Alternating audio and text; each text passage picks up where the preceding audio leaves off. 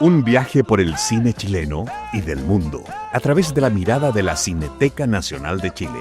Bienvenidas y bienvenidos a Efecto Cineteca, con Marcelo Morales y Ángela Godoy.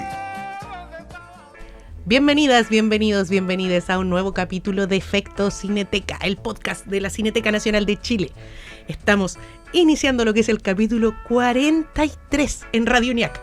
¿Cómo estás, Marcelo Morales? Muy bien, acá casi con el capítulo que llega a mi edad. Casi, sí. Todavía no, ya. Pronto descubriremos la edad de Marcelo Morales, ¿quién sabe?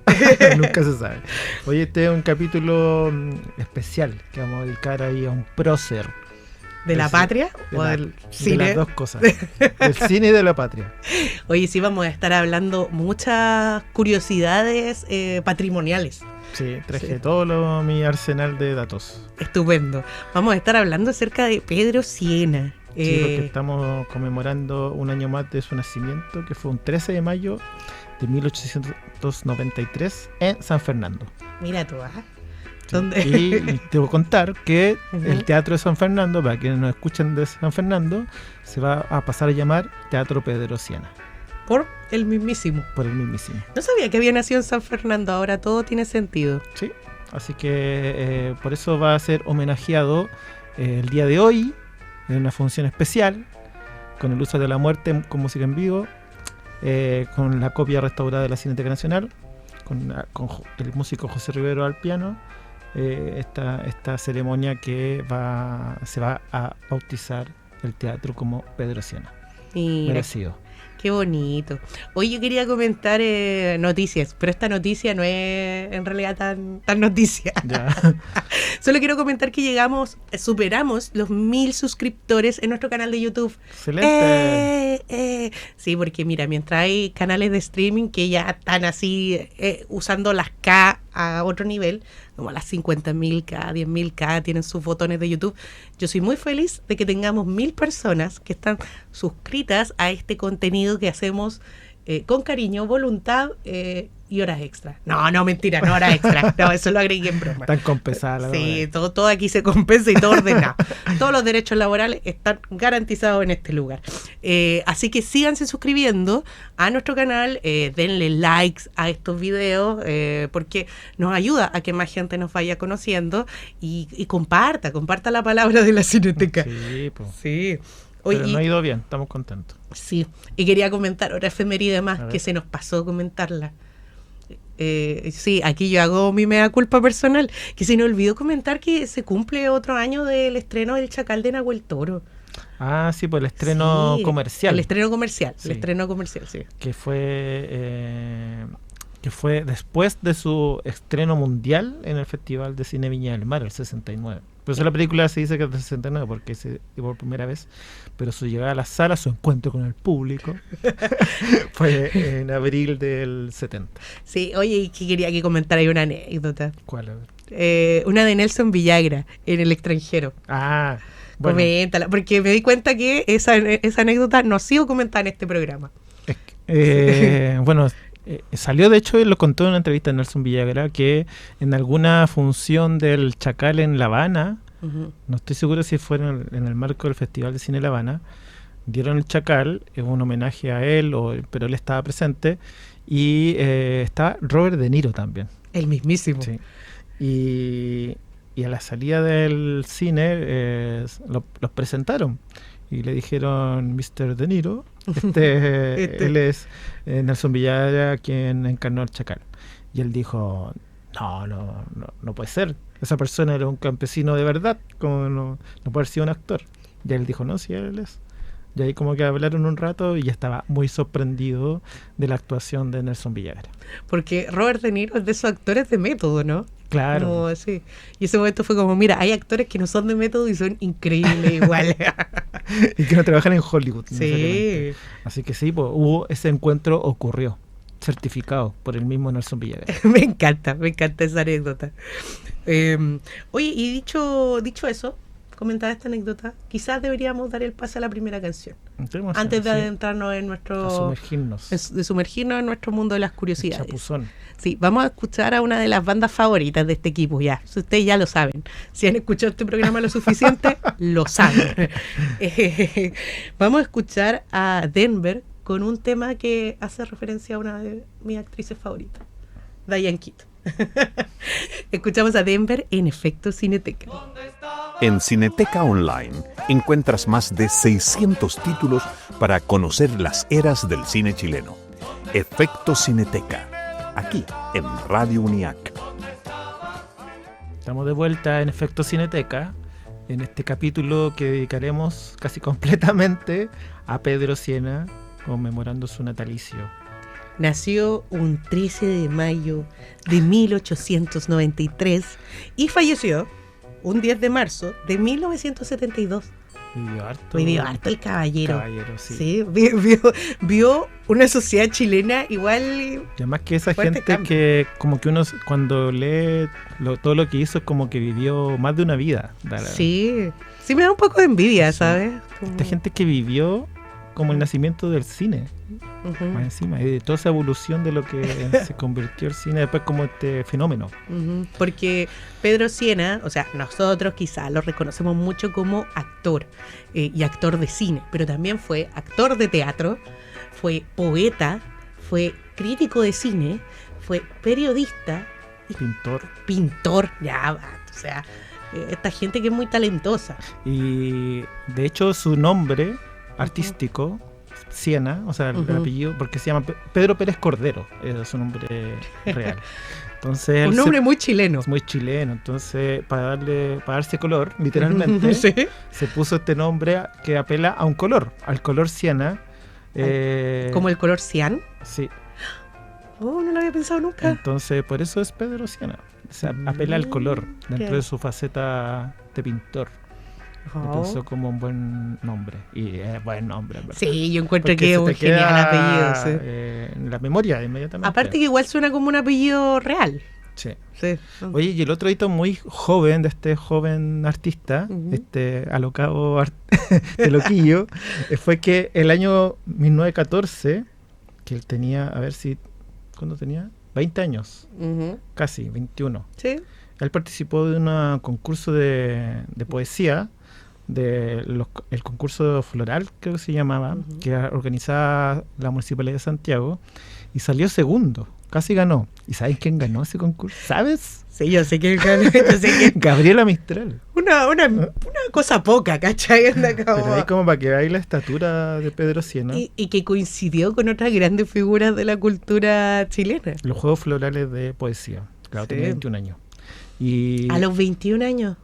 Y coincidió con... No, ya. Y al parecer ese segundo lugar hizo de que como que no siguiera tanto quizás el camino de la poesía, sino que se maravilló con el teatro, la dramaturgia, y con una cosa nueva que está surgiendo, que se llamaba el cinematógrafo.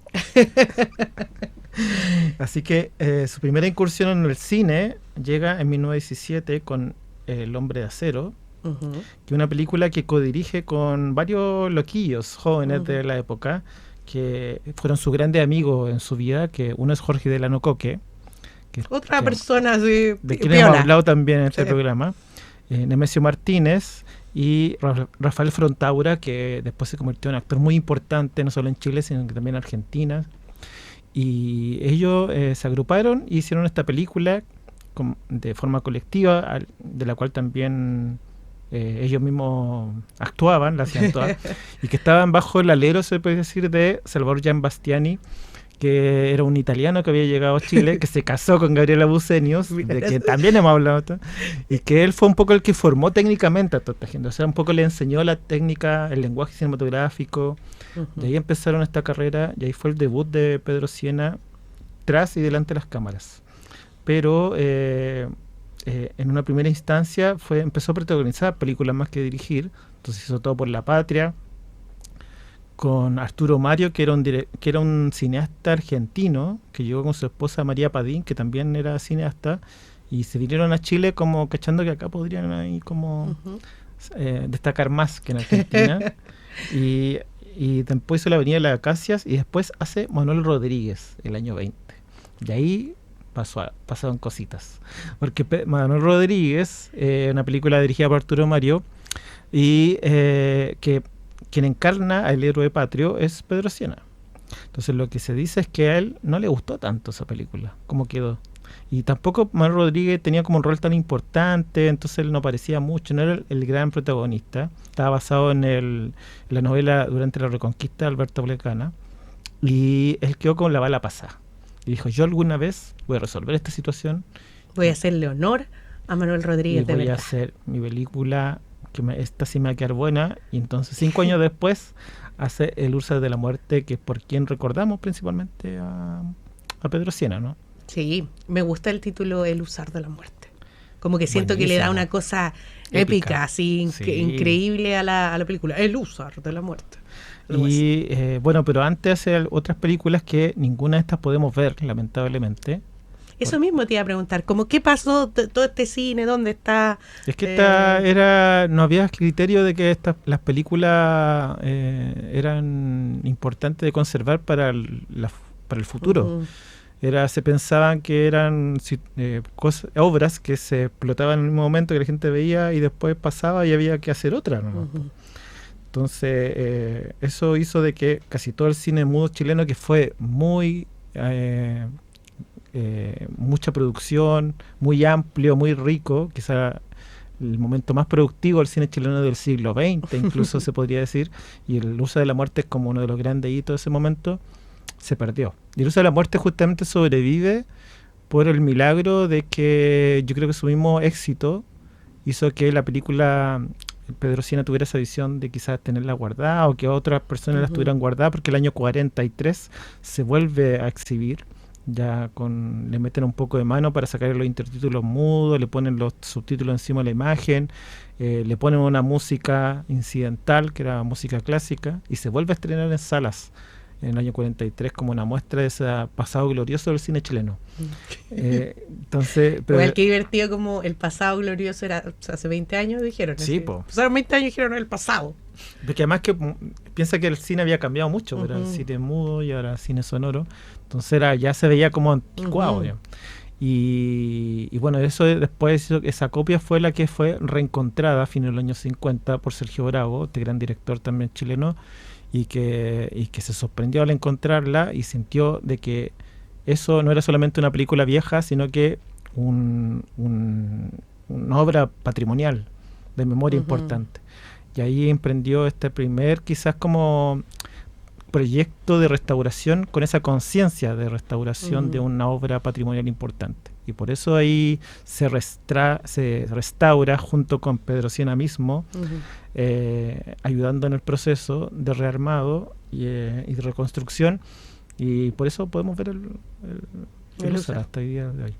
Y es cierto que también hay hartos testimonios como gráficos, por decirlo así, de la prensa, de esos como anuncios, hoy El Húsar de la Muerte. Son cosas que pueden ver en la exposición de cine en Chile, en el Centro Cultural La Moneda, donde por ejemplo está ese diario de diciembre del 1925, a un mes después del estreno del Húsar, que dice que ha llevado más de 100.000 personas, 109.000 creo que dice. Y entonces demuestra el éxito. ¿Serán las 100.000? No sé cómo habrán hecho el conteo en ese tiempo. Como que me hace dudar, pero igual. Pero confiemos que sí. O sea, que fue un fenómeno, lo fue. Eso no tiene duda, porque en ese tiempo las películas, cuando le iba bien, se mantenían en cartelera. Y de hecho en los avisos se decía, lleva su 4ª semana en cartelera. Eso demostraba de que la ha ido bien. Bueno, igual eso lo seguimos usando hasta el día de hoy. Sí. Así como ha llegado tantas semanas en cartelera, sigue siendo... Esa medición al menos, pues, ahí imperaba, y ahí ya llevábamos como 8 meses, o sea, 8 semanas del Húsar en cartelera. Mira, Así que no, sí fue fenómeno. Y me pasa en la exposición que la gente cree que El Húsar es la primera película chilena. Sí, hay mucha gente que tiene esa impresión, o que es la más antigua. La otra fue alguien que es historiador y me hizo la pregunta, y lo humillé. No, mentira. Le dije, ¿en qué escuela estudia usted? Por favor. ¿En qué universidad estudia usted? ¿Historia de qué? No, pero se cree mucho. Igual es un conocimiento específico. Una vez yo fui a un Marcelo, programa de digámoslo. televisión y no diría el animador, pero me dijo lo mismo. Al aire. No. Tuve que corregirlo ahí frente a todo Chile. No vamos a decir el animador, pero empieza Pero con... sí, hay mucha idea de que el Lusar, porque es justamente lo más antiguo en algún momento que se podía ver, o completo. Ahora ya hemos, tanto nuestra cineteca como la Cineteca de la Universidad de Chile, se han podido recuperar películas más antiguas, pero en algún momento, claro, era la película del periodo mudo chileno o silente que se podía ver. Entonces quizá ahí se quedó muy, muy clavada esa idea de que era la única que existía o que se hizo. Y además que confunde mucho que la primera ficción del cine chileno, que es de 1910, Manuel Rodríguez. Entonces la gente cree que el Lusar... se presta mucho para la confusión, digo yo, porque es como Manuel Rodríguez, el Lusar. Y tenemos... Mira, la gente, este es un momento para aprovechar lo que es YouTube. Tenía imágenes de Pedro Siena que está viendo nuestro público. Sí, pues mira. Estamos viendo ahora podemos... Acércame ese artefacto. Mira, muy esto va a ser delicado. Un capítulo interactivo. Así acá que trajimos del archivo de la Cineteca Nacional lo que queda, para que vean como de La Última Trasnochada, que es una película de 1926, que es la última película que dirigió y protagonizó Pedro Siena. Después se retiró del cine. Uno pensaría que después del éxito la gente sigue es que ahí. Coincidió también con la debacle del cine chileno frente a la llegada del cine sonoro y también de las crisis económicas que estaban en Chile y que también afectaron la producción, la inversión en películas. Entonces lo que va quedando de La Última Trasnochada son estos restos de peliculitas en nitrato, que teníamos miedo que yo abriera esto y explotara, pero no explotó, hasta el momento no ha explotado. Voy a ver, préstamelo. Voy a ver si lo puedo acercar a esta cámara. Lo puedo, se ve, ahí, camarita amiga. Sí. Mira. Ahí está. Ahí. No se enfoca mucho. No se enfoca mucho, pero... Ya, pero estos son los fragmentos que quedan de La Última Trasnochada, que han sobrevivido hasta el día de hoy. Y que es lo que nos queda de la última película de Pedro Siena. Así como en film.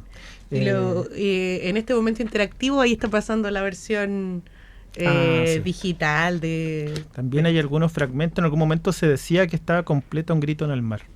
Oye, yo quería contar una anécdota muy buena de La Última Trasnochada, que cuando la estaban filmando, en la memoria de Pedro Siena, él cuenta que estaban en el sector de Mapocho haciendo una escena y tuvieron que parar el tráfico. Entonces se generó como mucha gente, un poco caos, y llegaron unos carabineros a querer llevarse preso a don Pedro Siena por caos en la vía pública. No. Entonces él dijo, pero no, si estamos haciendo una película, es verdad, ¿cachai? Está la cámara y todo eso. No se tiene que ir. Y él apeló a su fama como Manuel Rodríguez y dice que se paró en un púlpito que había, en un lugar más alto, y le preguntó a la gente que estaba ahí, ¿quién soy yo? Y la gente le dijo, Manuel Rodríguez. No. Y ahí le dijo al carabinero, ve, que yo soy... O sea, yo soy Manuel Rodríguez. No, yo soy como el lector de cine. Un gran actor. Y ahí y se salvó. Mira. Pudieron seguir filmando. Así de popular era don Pedro Siena. Oye, y Pedro Siena también era como galán. Terrible galán. Sí, hay muchas fotos de él. Yo voy a decir que no es mi tipo de galán, pero veo gente, sí, nuestra productora Fernanda dice que sí, tiene su onda ahí, tiene unas fotos como donde se ve como el perfil. ¿Sabes que una prueba de eso fue que en las revistas de cine que ya habían desde 1916, 17, cuando Pedro Siena empieza a hacer películas chilenas, como actor sobre todo, habían encuestas que las mujeres que leían las revistas mandaban sus votos, así a través de correo postal a la revista, y votaban por el actor más popular o el que más les gustaba.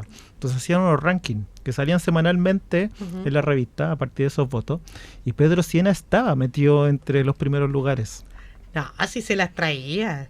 Yo no sé si lo digo ahora o hacemos el corte, pero en relacionado con el archivo Pedro Sienna, archivo personal, No, al sí, cual tuve sí. acceso. No, sí, está previsto para que sea en este segmento, Marcelo. Según la pauta, eso va en este segmento. Ya que yo haciendo la investigación para la exposición de cine en Chile, que todavía pueden ir a ver, se cierra hasta el 31 de mayo, Sí, llegué aprovecha. al archivo personal de Pedro Sienna, que fue muy emocionante llegar ahí, y encontré manuscritos de él y había muchas fotografías, pero no solo fotografías de él.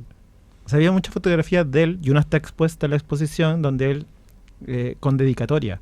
Como que él firmaba fotos para que en algún momento regalarle a alguien y que dijera con cariño de Pedro Sienna, ¿cachai? Y esa hay una que está expuesta. Pero él también tenía muchas fotos de mujeres. Muchas actrices o gente de la farándula, ¿cómo se decía? No, Entonces, ya. que se la regalaban como retratos y algunas con dedicatoria. Con Entonces, de actrices, entonces así. como en su archivo tienen como había una bolsa o una Ujú. carpeta llena de esas fotos. De otras mujeres que le regalaban Sí. su foto a Pedro Sienna, Sí, para que no se olvidara de ella. Así de galán. Sí, porque antes no había Instagram, tú no podías No. estar revisándole el Instagram a la persona para andar acordándote de cómo se ve. No, unos retratos de mujeres de todo tipo. Mira. Sí, no, sí. No, se sí, las traía. Tinder no es nada al lado del archivo de Pedro Sienna. Oye, y hay otras cosas que encontré en el archivo Pedro Sienna, pero quizás eso sí lo cuento después. No, cuenta, es que lo tienes Sí, que contar continúa. en este momento, sí. Ya, mira, una de las cosas más increíbles que encontramos en ese archivo y que yo tuve un mes como dándole vuelta a esa situación fue que, bueno, una de las cosas que uno puede decir de quién hizo las primeras películas Ujú. chilenas fue Luis Odó, Algo que hemos aprendido en este podcast. que era un fotógrafo que se compró su cámara de cine, él estaba en Iquique y tenía un salón de fotografía donde retrataba a la gente que pagaba por esos retratos. Y Pedro Sienna, como dijimos, nació en San Fernando, pero se fue muy luego con su familia, sus padres, a Iquique, porque su padre había sido veterano en la Guerra del Pacífico y fue enviado a estar un tiempo ahí en Iquique, en la frontera, en la nueva frontera que tenía Chile en ese tiempo. Pensemos que había pasado como 15 años del fin de la Guerra del Pacífico, entonces era un momento también como de chilenización, que se llama. Y él estuvo ahí y le sacaron una foto al niño Pedro Sienna, como de 3 años, que está expuesta en la exposición, y ahí me di cuenta que esa foto la sacó Luis Odó, Es mismísimo. el mismísimo. Entonces hubo ese encuentro entre el primer cineasta chileno, la primera persona que hizo película, con este gran pionero, la primera gran figura del cine chileno, como artista, como cineasta. Pero ninguno de los dos supo de ese encuentro. Y ninguno de los dos supo que se iba a transformar como en esa leyenda, cada Claro, uno. Porque Luis Odó murió a los 2 años después de hacer su película. Ujú. Y Pedro Sienna nunca supo que, o sea, supo que se sacó una foto porque dice el sello Odó, lo tiene que haber visto, pero nunca supo que Luis Odó había hecho películas, porque eso fue un descubrimiento que se hizo muy recientemente por Eliona Jara al principio de los 2000. Entonces nunca hubo esa conciencia de que se encontraron estos dos pioneros. Entonces yo cuando tenía esa foto, yo decía, esta foto fue tocada por Luis Odó y por Pedro Sienna. Como un momento de volver al futuro, eso. Ya Así sé. como así, ¡oh, la historia! Así que sí, fue muy emocionante encontrar eso. Oye, y hay más objetos de Pedro Sienna que son parte de la exposición. Cine en Chile, historias en movimiento. Hay Que una- pueden visitar hasta el Hay 31 una de mayo. máscara de su rostro. Que Es una máscara. es una máscara que se hizo en los años 50 Ujú. para registrar su rostro. Entonces, muy impactante porque como lo más cercano que podemos ver Sí. físicamente de Pedro Sienna. Y tenía un rostro bien grande, yo encuentro como una cara larga, ¿o no? Sí, Es es que por eso impactante yo un he poco. dicho que él no es mi tipo de galán, pero es que tiene como una cara y sus ojos igual son grandes, no sé, como quizás una presencia generalizada. Sí, ¿Sí? era yo quería mucho que tuviera esa máscara. Había gente que le daba miedo en el equipo de la Que exposición. igual es extraña. No querían que estuviera, pero yo me Ujú. mantuve en la Firme posición ahí. de que tenía que estar. Sí o sí, era lo más cercano que podemos Ujú. tener de él. Y bueno, hay unas fotos de su actuación en Manuel Rodríguez, esta Ujú. película que conté que hizo antes de Luzar. una prueba de vestuario de Lúzar que también estaban en su archivo muy bonitas, y la portada del suplemento del Domingo de la Nación cuando la semana que él muere, el año 72, dando cuenta que de hecho tiene un titular muy certero que dice como tantas vidas en una sola vida, creo que algo así, que cuenta como lo multifacético de Pedro Sienna, que su carrera cinematográfica, si bien se acaba el 26, después siguió haciendo muchas cosas, muy dedicado al teatro sobre todo, a la crónica periodística, a ciertas novelas o libros que escribió, poesía también, pero sobre todo al teatro, donde trabajó con muchas obras. Y una buena anécdota que hay con él en su última etapa fue que se juntó con la compañía de teatro de la Universidad de Concepción, donde está gente que hoy día nos parece increíble que trabajara junto en ese momento, que era Jaime Badel, Chenda Román, Nelson Villagra, Luis Alarcón, y no me acuerdo quién más, pero era un grupo increíble que después trabajó con Rol Ruiz, el Tres Tristes Tigres. Y ellos se les dijo que tenían que hacer Entre Gallo y Medianoche, que es una obra muy importante chilena. Y muy buena. Muy buena. Y la adaptación, y le dijeron tiene que ser dirigida por Pedro Sienna. Y a ella le pareció igual como buena onda conocer a esta leyenda que era Pedro Sienna, y cuando empezaron a ensayar no le gustó mucho, porque Pedro Sienna encontraron que era un método muy anticuado de ensayo, que era todo muy marcado, muy como tenía que ser, y ellos eran de una escuela quizás más flexible, jugando a la improvisación, rompiendo un poco el texto, y Pedro Sienna no, ahora sí. Y incluso Pedro Sienna les decía que después que decían una frase tenían que esperar un tiempo, así como las sitcoms. Sí, como una cantidad de segundos. Para la reacción del público. Y era como, a mí me lo contó esto Jaime Badel, me decía, este viejo... Odioso. Claro, esta cuestión no es así. Mañoso. Y no, ¿cómo va a presuir la reacción ¿cómo? Del público? Bueno, aquí llegó el estreno en el Teatro de la Universidad de Concepción y fue un éxito, y la gente reaccionó en los mismos momentos que Pedro Sienna había marcado de que tenían que dejar ese espacio. Ese nivel. Entonces dijeron, oye, en verdad sabe. El viejo sabe. Sí, en verdad la experiencia ahí se afloró con toda su potencia. Creo que esa es una de las anécdotas que más me gusta, porque es gente que me suena mucho como de toda la historia del cine, conviviendo juntas, pero que claramente son de periodos muy distintos, ¿cachai?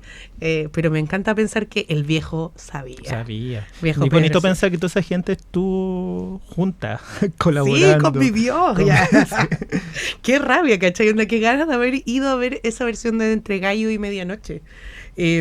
Oye, otra cosa que tenemos en la expo es la utilería del Lúzar de la Muerte. Sí. Una pistola y un puñal. Sí. Eso también fue a partir de encontrar el archivo de Pedro Sienna, que estaba en manos, gran parte del archivo de Pedro Sienna está en manos de la familia Fernando Cri, que era un dramaturgo también, y que fue una suerte de discípulo de Pedro Sienna, que era más joven que él. Y Pedro Sienna como lo adoptó un poco casi como un hijo más, y se formó muy al lado de él, y cuando murió Pedro Sienna él ya le había advertido que él quería que se quedara con su biblioteca y con parte de su archivo. Entonces Fernando Cri se quedó con él. También murió hace casi 10 años, yo creo, Fernando Cri, y yo logré dar con su familia para el tema de la exposición. Entonces me dieron acceso al archivo, y ahí yo en un momento, nosotros en Cineteca habíamos recuperado una película que está en la exposición, de una nota de UCB Televisión donde se ve la biblioteca de Pedro Sienna. Pedro Sienna vivía en la calle Carmen, cerca de Avenida Mata. Y en se muestra el registro de esa casa, de esa biblioteca, y colgado en una pared se ven varias armas, que eran como las armas porque tienen esa impronta de las armas antiguas que aparecen en el Lúzar de la Muerte. Entonces yo les pregunté a ellos, oye, ustedes... porque yo les mandé esa imagen, porque la esposa de Fernando Cri, con la que conocí, una señora muy increíble, muy gentil, estaba muy emocionada también de recordar todo ese tiempo con Pedro Sienna. Le mandé para que viera esas imágenes, y claro, se emocionó mucho ver porque ella estuvo muchas veces ahí en ese lugar, tal como se veían las imágenes. Entonces yo pregunté, ¿y esas armas dónde están?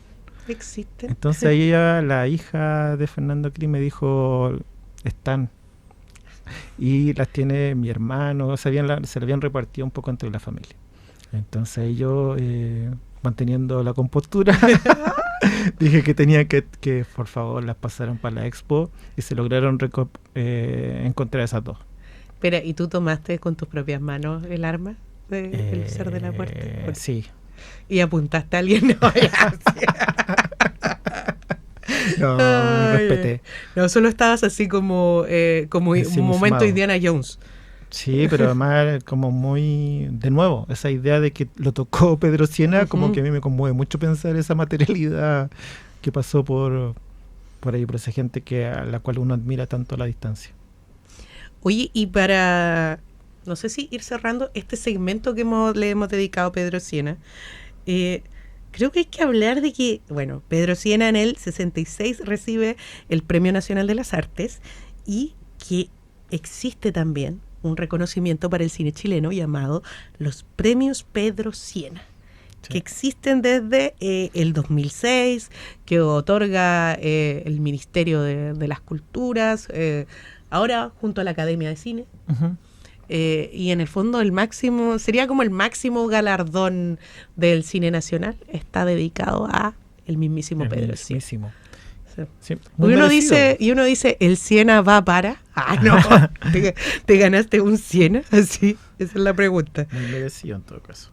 Sí, muy merecido. Oye, y nos faltó hablar del manuscrito que hay de cierto. Pedro Sienna, que es una conferencia. Él como que trabajó mucho el proyecto de hacer una historia propia del cine chileno, uh-huh, a partir de lo que él vivió. Uh-huh.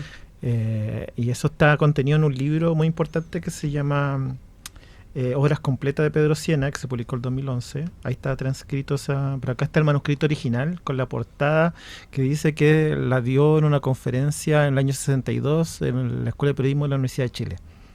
Y ahí leyó ese ensayo que él estaba preparando para esa historia del cine chileno.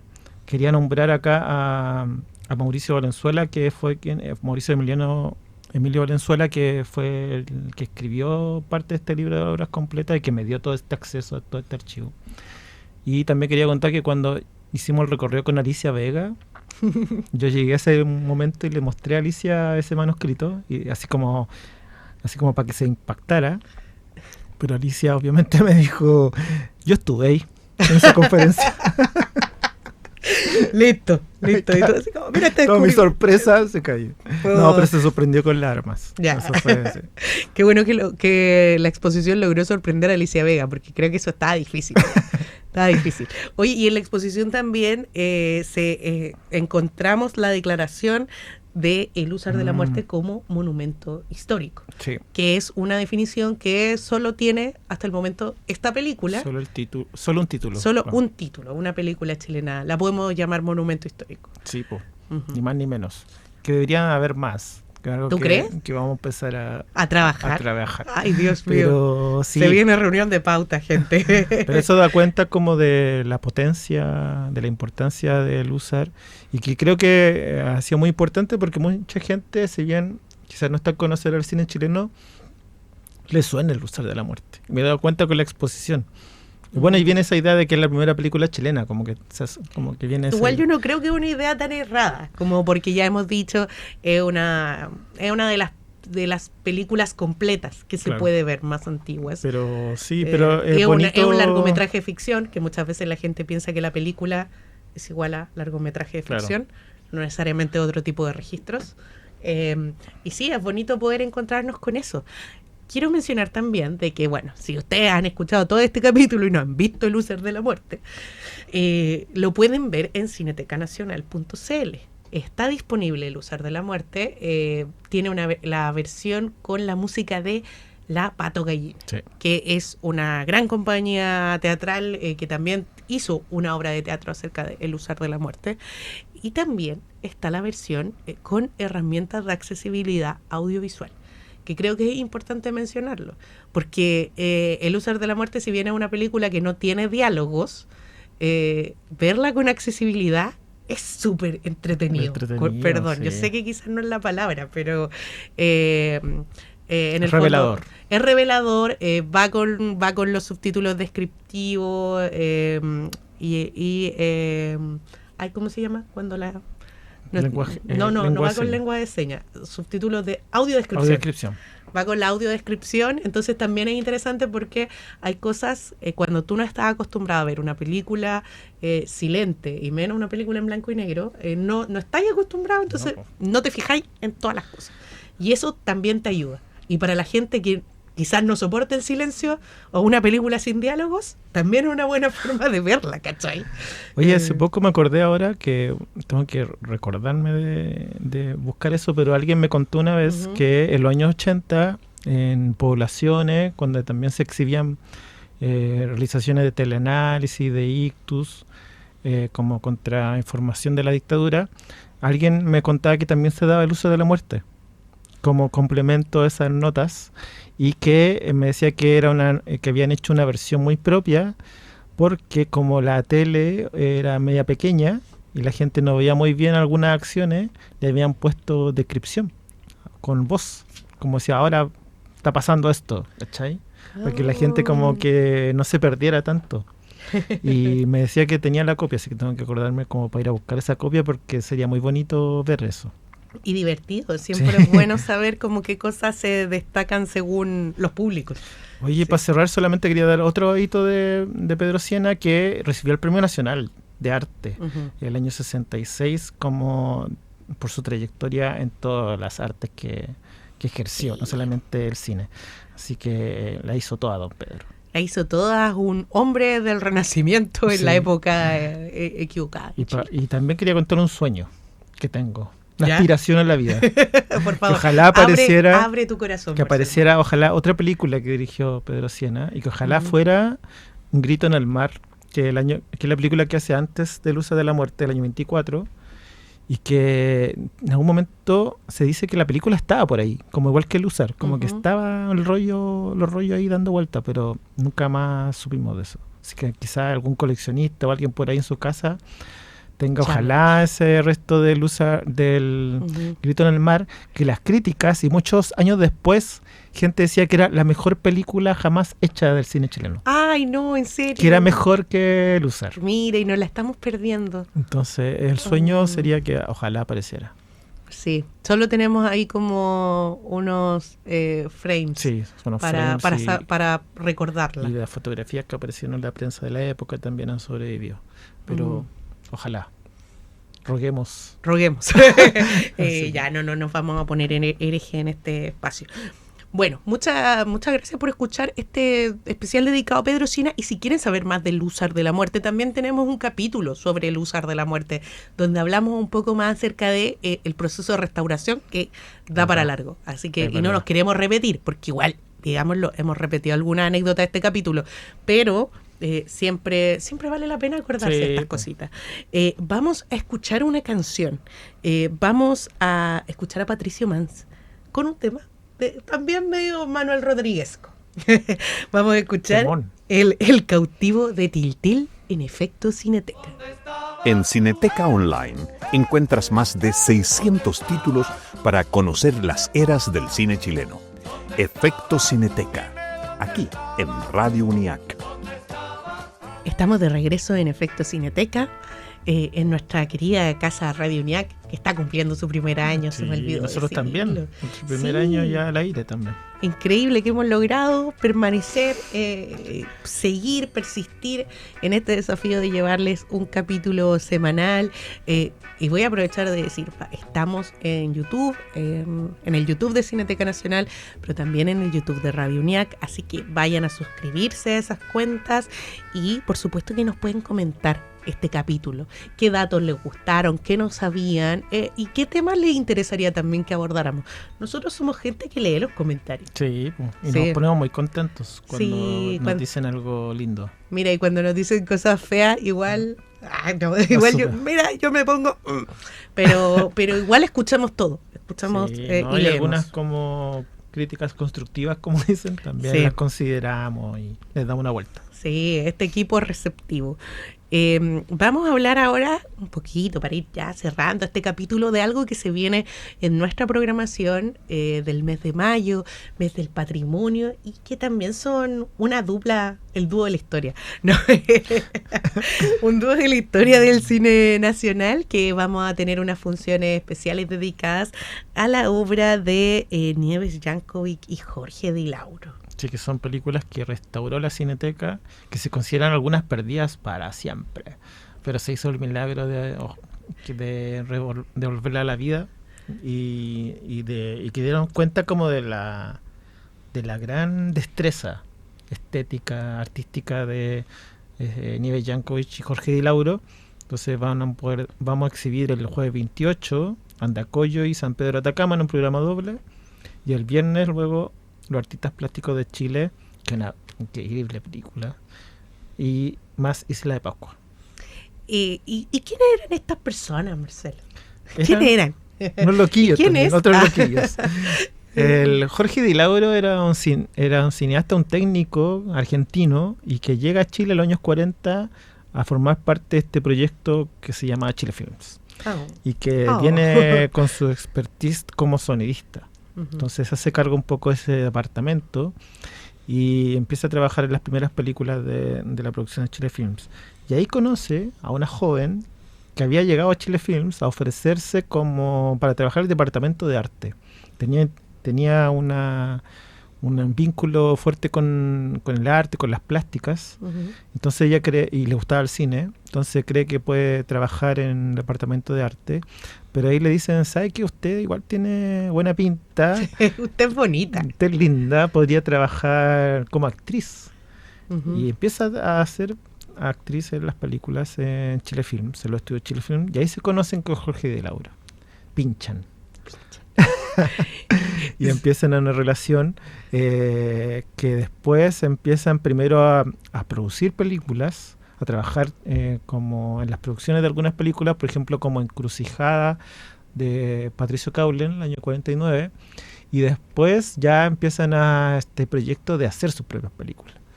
Y hacer un cine bastante particular para la época, porque bueno, ya mencionaste los títulos, Andacollo, San Pedro Andacollo es la primera.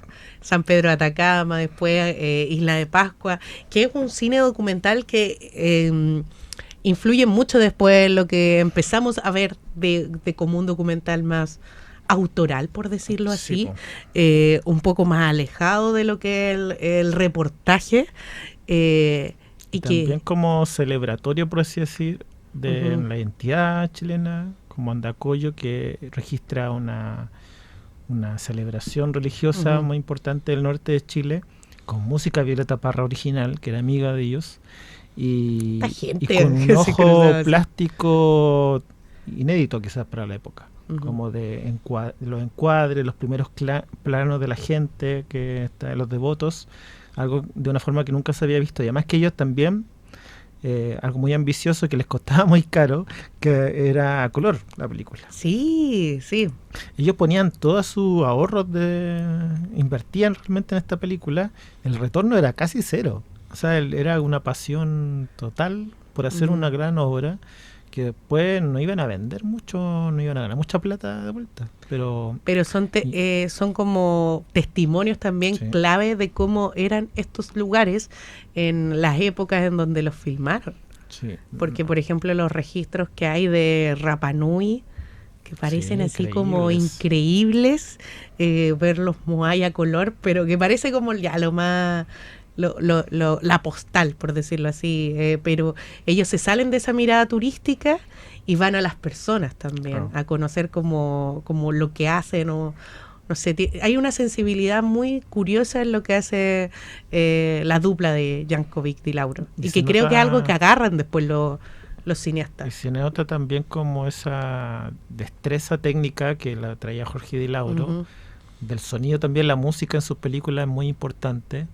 Y también la fotografía, trabajaba con los mejores fotógrafos técnicos chilenos que había en ese tiempo, y lo otro es la escritura de la película, que claramente el rol de Nieves Jankovic, que también hace la voz en off, Hay una poesía ahí detrás, una intención poética que es muy linda también, es muy parte de la impronta de las películas y que sí, como tú dices, como influencia mucho a lo que después viene el cine chileno. Estas películas se estrenan a la par con Mimbre de Sergio Bravo, con Las Callampas de Rafael Sánchez, y uno podría ver ahí que en ese año, entre el 57 y 58, surge el germen del nuevo cine chileno, de un nuevo momento, de una nueva forma de pensar el cine. Que es mucho más contemplativa, no sé si es la palabra, pero como que yo siento que a mí esas películas me llevan a un lugar de contemplación, sí. ¿Cachai? Como de concentrarse en que la imagen me está contando algo. Como dar cuenta de lo belloso de lo propio, ¿no? Uh-huh.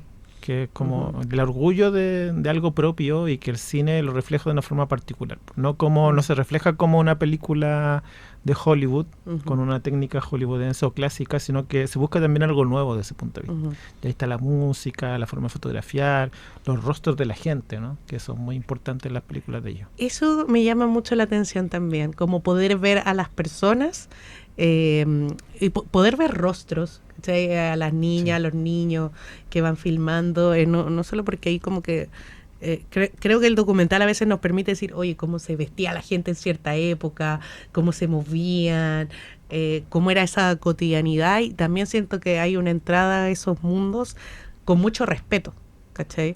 A pesar de que, por ejemplo, me acuerdo que cuando posteamos la cápsula acerca de Isla de Pascua, mucha gente se enojó y nos decía, es Rapa Nui. Bueno, y yo como, bueno, lo hicieron.